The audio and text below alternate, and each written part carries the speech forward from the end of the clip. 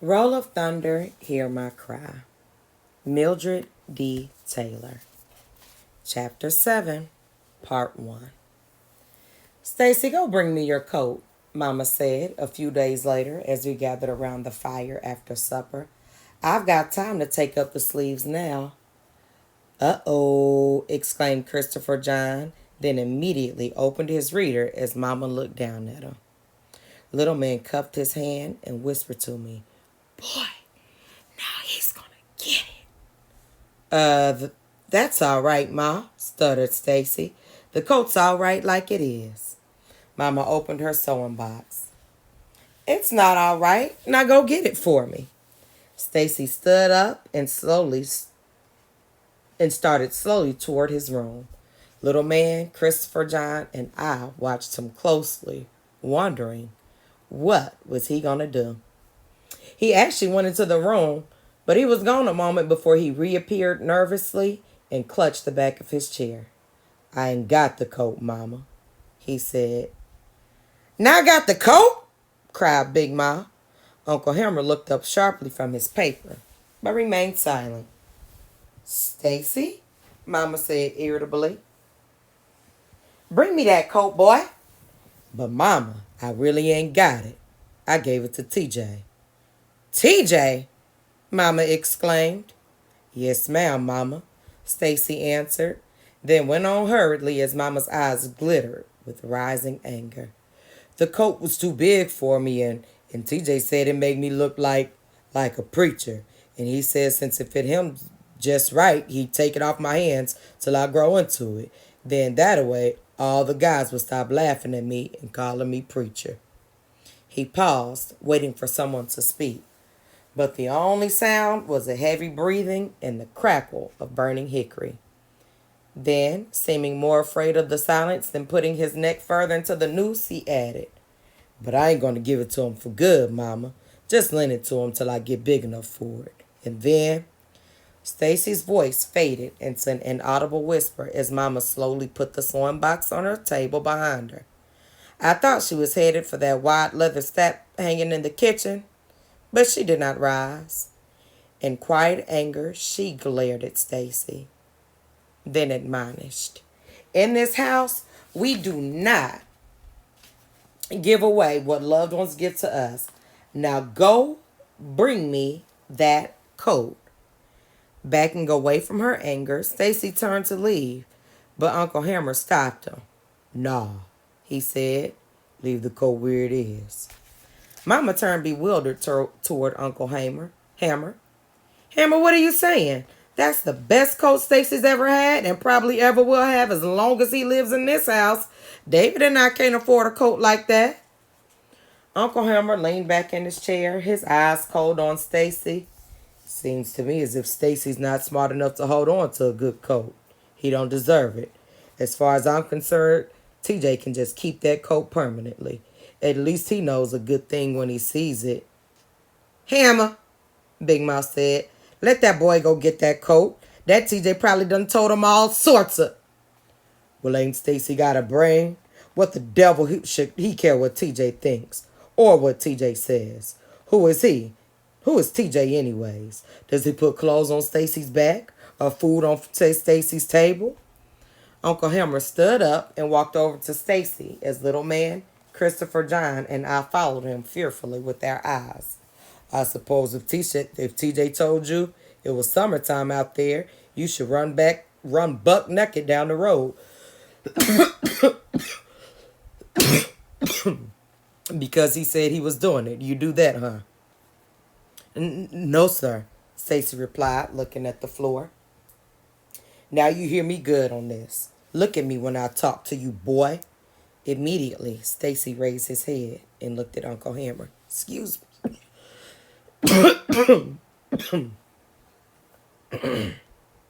If you ain't got the brains of a flea to see that this TJ fellow made a fool of you, then you'll never get anywhere in this world.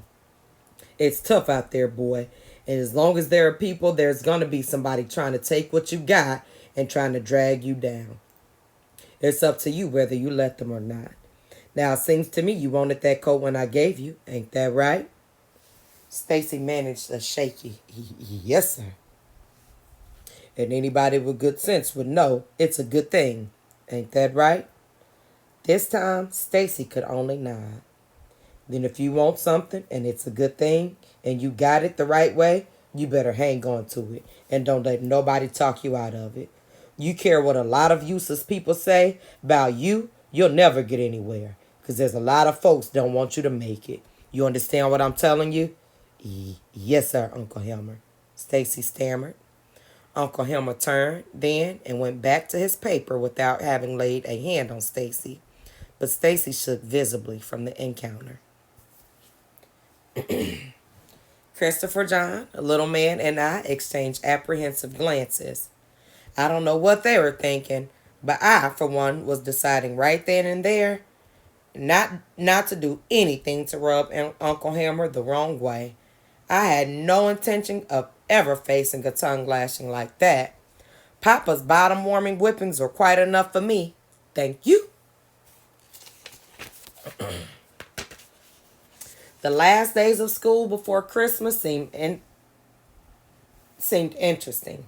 Each night I fell asleep with the hope that the morning would bring Papa, and each morning when he wasn't there, I trudged to school consoling myself that he would be home when I returned. But the days passed, prickly and cold and windy, and he did not come. Added to the misery of the waiting and the cold was Lillian Jean, who managed to flounce past me with a superior smirk twice that week.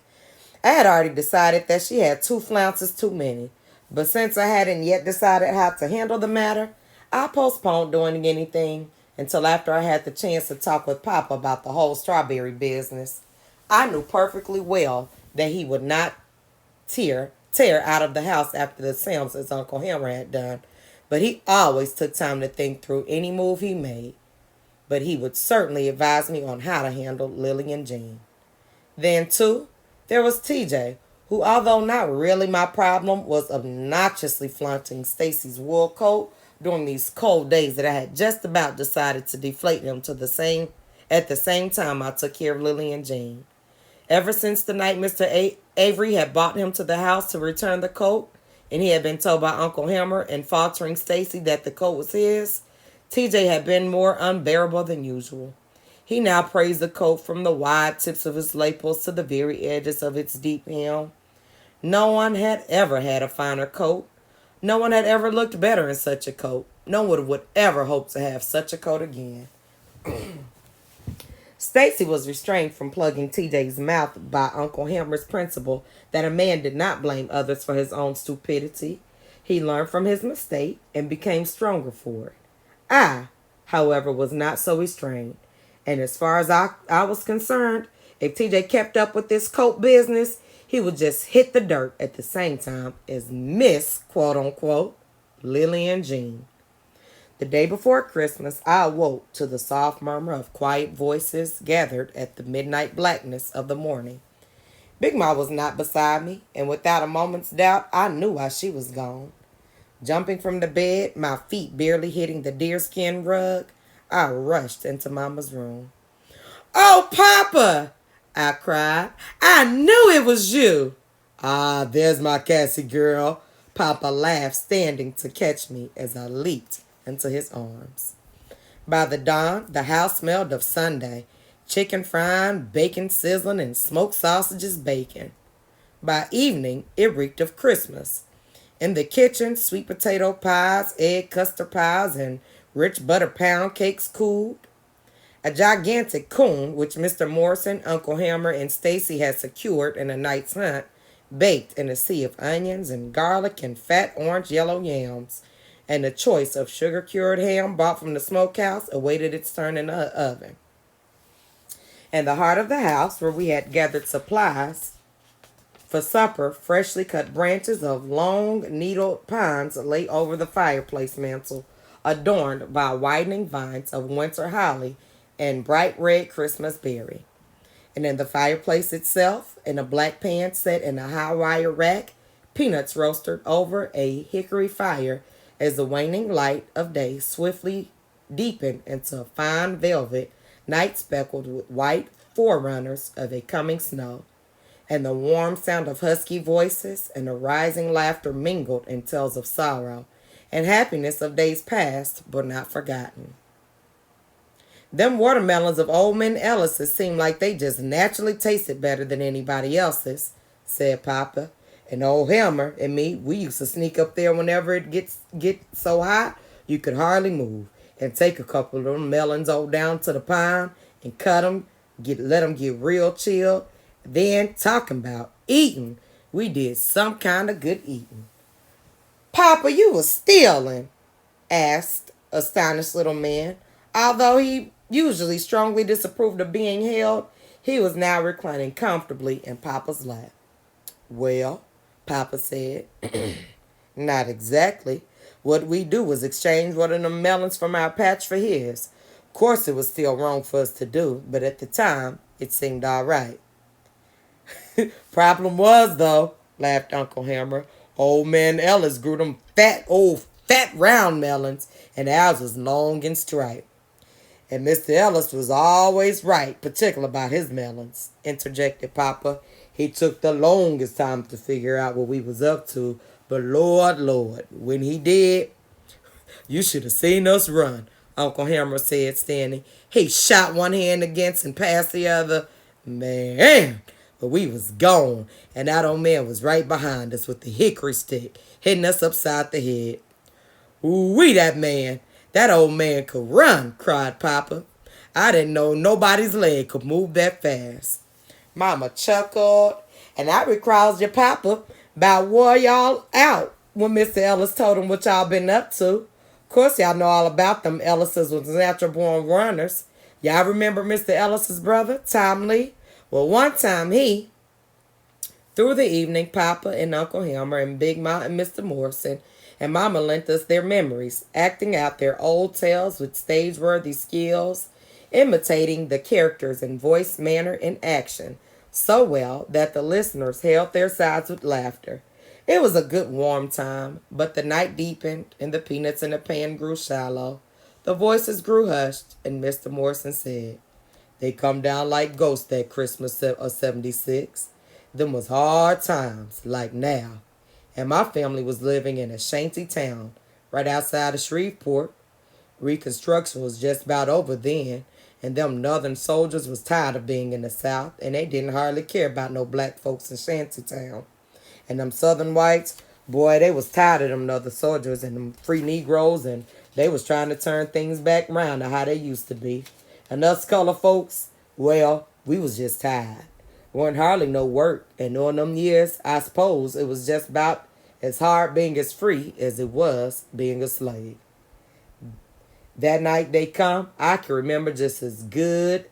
It was so cold. Ooh-wee, it was cold. It was so cold we had to huddle all against each other, just trying to keep warm.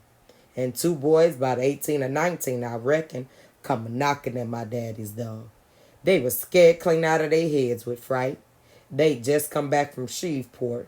Some white woman done accused them of molesting her, and they didn't know nowhere to run, so they come up to my daddy's because he was a good head, and he was big, bigger than me. He was strong, too. So strong, he could break a man's leg easy if he was as easy as if he was snapping a twig. I seen him do it that night, and them white folks was scared of him. But my daddy didn't hardly have time to finish hearing them boys' story when them devilish nightmen swept down. Nightman, I echoed in a shrill, dry whisper. Stacy, sitting beside me on the floor, stiffened. Christopher John nudged me knowingly. Little man leaned forward on Papa's lap. David, Mama started, but Papa enfolded her slender hand in his and said quietly, these are the things they need to hear, baby. It's our history. Mama sat back, her hand still in Papa's lap, her eyes wary. But Mr. Morrison seemed not to notice. Swept down like locusts, he continued in a faraway voice. Burst in on us with their rebel sabers, hacking and killing, burning us out. Didn't care who they killed. We weren't nothing to them. No better than dogs. Killed the babies and old women. Didn't matter. He gazed into the fire. My sisters got killed in that fire, but my mama got me out. His voice faded, and he touched the scars on his neck. She tried to get back in the house to save the girls, but she couldn't. Them nightmen was all over her, and she threw me just like I was a ball, hard as she could, trying to get me away from them. Then she fought. She fought like a wild thing right side my daddy. They was both of them from breeded stock, and they was strong like bulls. Breeded stock? I asked. What's that? Cassie, don't interrupt Mr. Morrison, said Mama. But Mr. Morrison turned from the fire and explained. Well, Cassie, during slavery, there were some farms that mated folks like animals to produce more slaves. Breeding slaves brought a lot of money for the most slave owners, especially after the government said they couldn't bring no more slaves from Africa. And they produced all kinds of slaves to sell on the block. And folks with money, white folks of course, white men and sometimes even freed black men could buy exactly what they wanted. My folks was bred for strength like they folks, and they folks for 'em. Didn't matter none what they thought about the idea. Didn't nobody care. But my mom and daddy, they loved each other. And they loved us children, and that Christmas they fought them demons out of hell like avenging angels of the Lord. He turned back toward the fire and grew very quiet. Then he raised his head and he looked at us. They died that night. Them nightmen killed them. Some folks tell me I can't remember what happened that Christmas. I weren't hardly 6 years old, but I remembers all right. I makes myself remember. He grew silent again, and no one spoke. Big Ma poked absently at her red-eyed logs with the poker, but no one else stirred. Finally, Mr. Morrison stood, wished us a good night, cleared his throat, and he left. Uncle Hammer stood also. Guess I'll turn in too. It's near 1 o'clock. Wait a while, Hammer, said Big Ma. Now you and David both home. I gotta talk to y'all about this land. Visions of nightman and fire mixed in a cauldron of fear awakened me long before dawn. Automatically, I rolled toward the comfort and presence of Big Ma, but she was not beside me. A soft light still crept under the door from Mama and Papa's room, and I immediately hurried toward it. As I opened the door and stepped into the shadowy room, lit now by the flickering yellow of the low fire, Big Ma was saying, y'all start messing with these folks down here, no telling what'll happen. Is it better to just sit back and complain about how often they do us? Mama snapped, her voice rising. Everybody from Smellers Creek to Strawberry knows it was them. But what do we do about it? We line their pockets with our few pennies and send our children up to their store to learn things they've got no business learning. The older children are drinking regularly now, even though they don't have any money to pay, and the Wallaces are simply adding the liquor charges to the family bill. Just more money for them as they ruin our young people. As I see it, the least we can do is stop shopping there.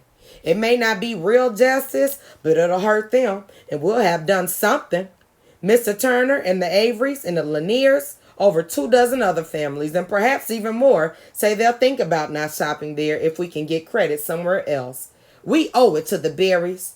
Frankly, interrupted Uncle Hammer, I'd rather burn them out myself. Hammer, you go to burning and we'll have nothing, Mama retorted.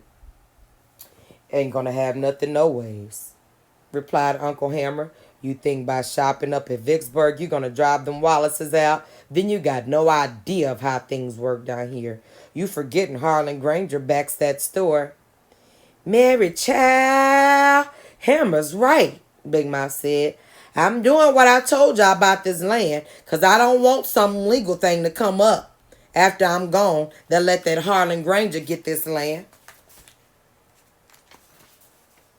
But we go back in folks' credit with that land, we'd lose it sure. And we do that, I couldn't face Paul Edward. I'd say we should back it, Mama said.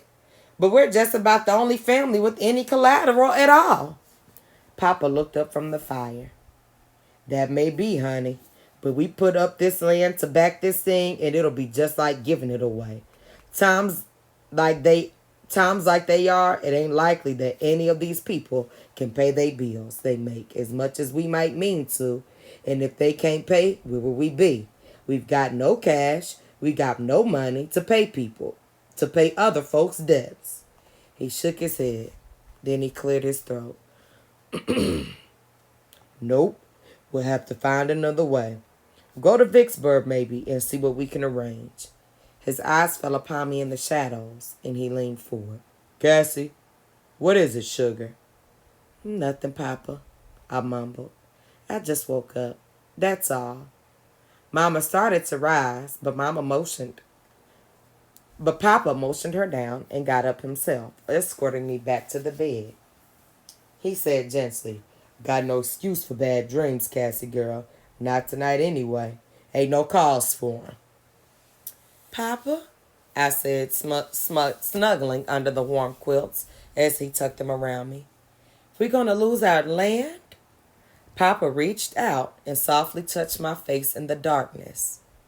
If you remember nothing else in your whole entire life, Cassie girl, remember this. We ain't never gonna lose this land. You believe that? Yes, sir, Papa. Then go to sleep. Christmas is coming. Books! Cried little man on Christmas morning. For Stacy, there was the Count of Monte Cristo. For me, the Three Musketeers. And for Christopher John and Little Man, 2 different volumes of Aesop's Fables. On the inside of each book, in Mama's fine hand was written the name of the owner. Mine read, this book is a property of Miss Cassie Deborah Logan. Christmas, 1933. Man sold me them books, told me these two was written by a black man, Papa said, opening my book and pointing to a picture of a man in a long fancy coat and a wig full of curly hair that fell to his shoulders. Name of Alexander Dumas, a French fella. His daddy was a mulatto, and his grandma was a slave down on one of them islands. Martinique? I think that's what it says. I think that's what it says here. Man said to me they write hard reading for children, but I told him he didn't know my babies. They can't read them now, I said, but they'll grow into them.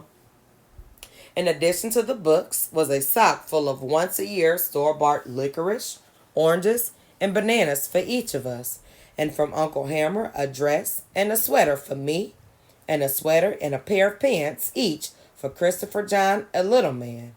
But nothing compared to the books.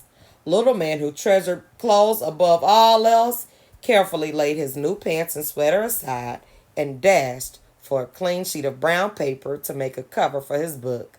And throughout the day, as he lay upon the deerskin rug, looking at the bright, shining pictures of faraway places, turning each page as if it were gold, he would suddenly squint down at his hands, glance up at the page he had just turned to, then dash in the kitchen to wash again, just to make sure. After the church services, the Averys returned home with us for Christmas dinner.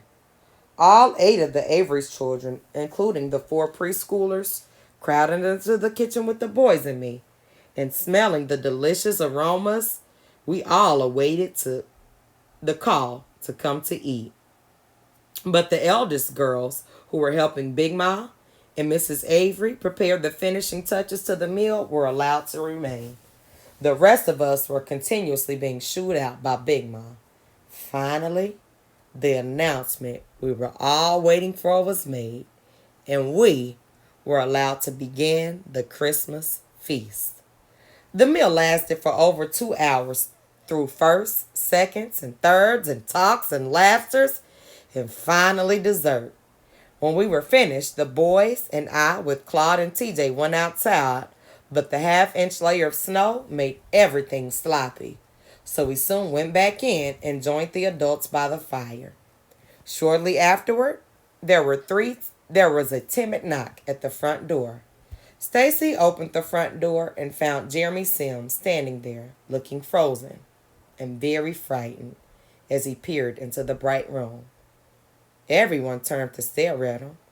Stacy glanced around at Papa, then back at Jeremy. You want to come in? He asked awkwardly. Jeremy nodded and stepped hesitantly aside. As Stacy motioned him toward the fire, Uncle Hilmer's eyes narrowed, and he said to Papa, "He looks like a Sims to me." "I believe he is," agreed Papa. "Then what the devil?" "Let me handle it," Papa said. Jeremy, who had heard, flushed a deep red and quickly handed Mama a small burlap bag. I burned them for y'all." Mama took the bag. As she opened it, I peeped over her shoulder. The bag was full of nuts. "Nuts?" I questioned. "Nuts? Why we got more nuts now than we know what?" "Cassie," Mama scowled, "what have I told you about that mouth of yours?" Then she turned to Jeremy. "This was very thoughtful of you, Jeremy, and we appreciate them." "Thank you." Jeremy nodded slightly as if he did not know how to accept her thanks, and stiffly handed her a slender, paper-wrapped object to Stacy. "Made this for you," he said. Stacy looked at Papa as if to see if he should take it. For a long moment, Papa studied Jeremy, then he nodded. It ain't much," stammered Jeremy as Stacy threw out the wrapping. "Made it myself." Stacy slid his fingers down the smooth, sanded back of a wooden flute. "Go ahead, try it," said a pleased Jeremy.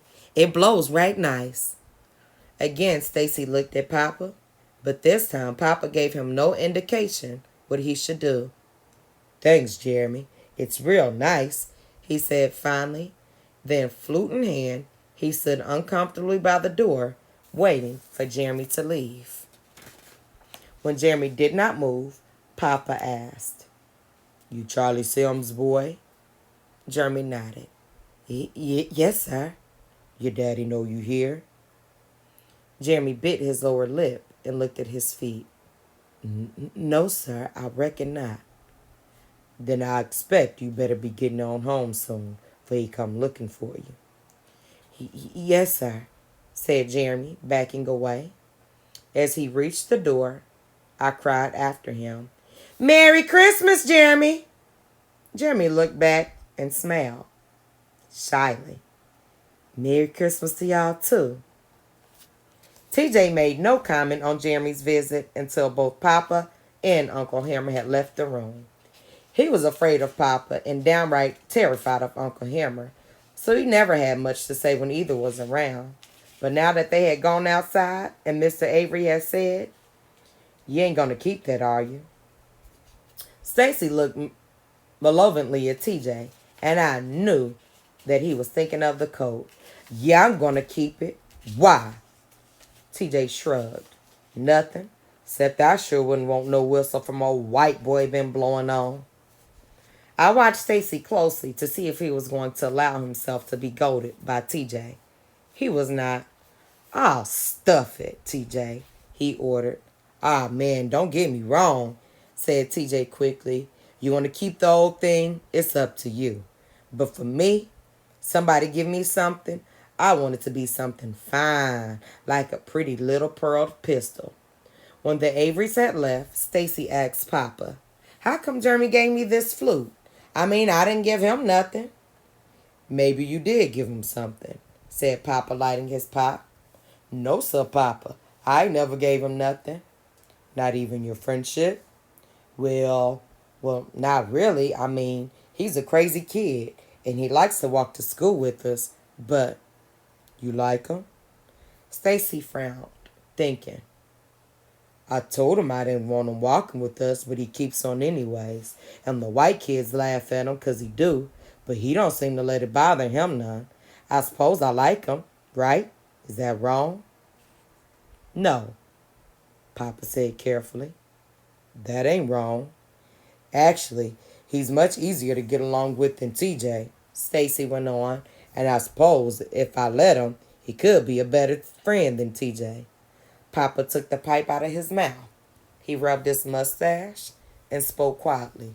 Far as I'm concerned, friendship between black and white folk don't mean that much because it usually ain't on an equal basis.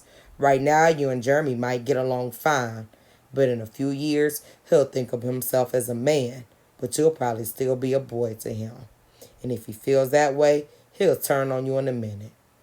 But Papa, I don't think Jeremy will be that way. Papa's eyes narrowed and his resemblance to Uncle Hammer increased. We Logans don't have much to do with white folks. You know why? 'Cause white folks trouble. You see black folks hanging around with them white folks, they're headed for trouble. Maybe one day whites and blacks can be real friends. But right now, the country ain't built that way. Now, you could be right about Jeremy making a much finer friend than TJ ever will be. The trouble is, down here in Mississippi, it just costs too much to find out. So I think you better not try. Stacy looked full into Papa's face and read his meaning. On my way to bed, I stopped by the boys' room to retrieve an orange Christopher John had swiped from my stocking and spied on Stacy fingering the flute. As I stood in the doorway, he lingered over it, then carefully rewrapping it, placed it in his box of treasured things. I never saw the flute again.